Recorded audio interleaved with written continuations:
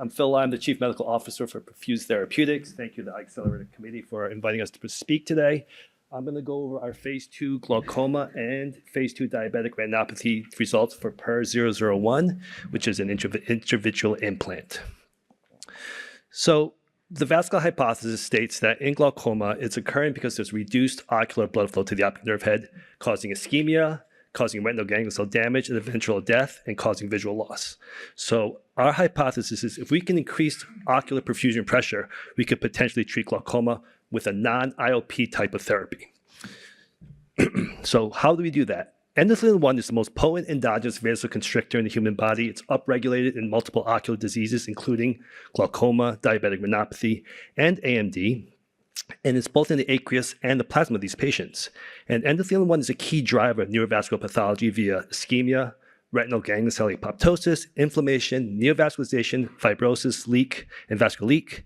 And it's a clinically validated pathway. There are multiple systemic oral drugs approved for this agent. And so it works in human biology. It's very analogous to anti-VEGFs. Anti-VEGFs work in oncology. They work in ocular diseases as well.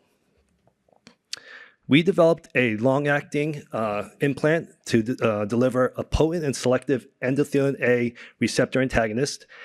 And it's with a PLGA backbone. So we have a 25-gauge needle. It's delivered as a 4-millimeter implant, and the volume is negligible at 0.36 microliters. So there's no intraocular IOP spike after administration. And we can use this backbone to deliver other small molecules as well, which we have in our pipeline. Here are the results. We did a 6-month randomized controlled patient immune center mass study. Primary objective was safety and tolerability. The exploratory objectives we looked at were ocular blood flow, functional tests using visual field, as well as OCT RNFL. Key inclusion criteria, we had patients with mild to moderate progressive open-angle glaucoma with stable IOP. The investigators believe these patients were controlled on their current therapy, and we did not remove these patients off their therapy during the trial. The history of progression inclusion was based on 3 different inclusion criteria. We can see on the right-hand side corner there. We screened and randomized into 3 patient groups, a low-dose group, a high-dose group, and a sham control, about 8 patients per group, treated them with a single intravitreal injection on day 1, and followed them monthly for 6 months. We did extensive visual field testing in this trial. We did a visual field at screening, 2 more at baseline, so 3 prior to treatment, and then 1 at months 2, 3, and 4, and 2 more at month 6. And we did this to, we clustered this way to decrease the signal-to-noise ratio and allow us to have a precise visual field estimate. Here are the baseline characteristics, pretty well balanced across treatment groups. Some numerical differences in our active groups with worsening visual field mean deviation and progression, as well as IOP, risk factors for more severe progression. In terms of safety, it was very safe and well tolerated over the 6-month time period. There were only 2 drug-related adverse events, and these were vitreous floaters. There were no other drug product-related ocular or systemic adverse events, no adverse events of any type of inflammation, BCVA was stable, and no changes in IOP therapy during the trial. Here's our blood flow data. This is using laser spectrography. And what you can see here is that we have increased ocular blood flow in the optic nerve head as early as day 7, out through month 6. And here is our visual field function data. This is mean change from baseline visual field mean deviation. The gray is our control. The orange is low dose. The blue is high dose. And what you can see here at mid-study is that the control is pretty flat, but loses visual field mean deviation change from baseline at month 6, while our active groups are both improved at both of those time points.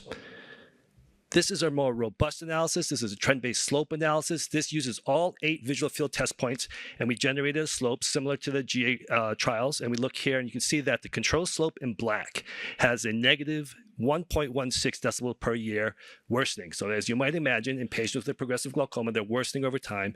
And what we see here is not only did we slow down this progression, not only did we stop this progression, we actually improved visual field and function here. You see the low dose has a positive improvement, 1.1 decibels per year, while the high dose is at 1.5 decibels per year. We did a 7 decibel analysis. This is the FDA approval endpoint, as you know, is looking for a 7 decibel change in a pre-specified area of at least 5 visual field test points. On the left-hand upper corner, you can see we have 22 to 37% of patients in the active groups, low dose and high dose respectively, had an improvement of 7 decibels at a point during the trial, where 0% had it in the control, and then conversely, worsening, 1 patient or 12.5% in the control versus 0 in the actives had 7 decibel worsening. To put that into context, is that my time right there? Yes. Oh my gosh. Okay. OCT changes were similar. We had improvement in thickening in OCT relative to control, similar slopes, so there's improvement in active and worsening. And I won't go through DR, but we did have positive data in DR as well as also, a disease of ischemia, where we improved contrast sensitivity in these patients, both in terms of low contrast, low lumens contrast sensitivity, low contrast, low lumens visual acuity, as well as visual field. So Perfuse one's a first-in-class intravitreal implant, dosed for every 6 months, could be the first disease-modifying treatment in primary open-angle glaucoma and DR. Well-tolerated and safe. We improved function and structure in both these indications. We have phase 2b/3 study startup at the end of this year, and also a phase 2a in dry AMD coming up next year. Thank you very much. Thank you.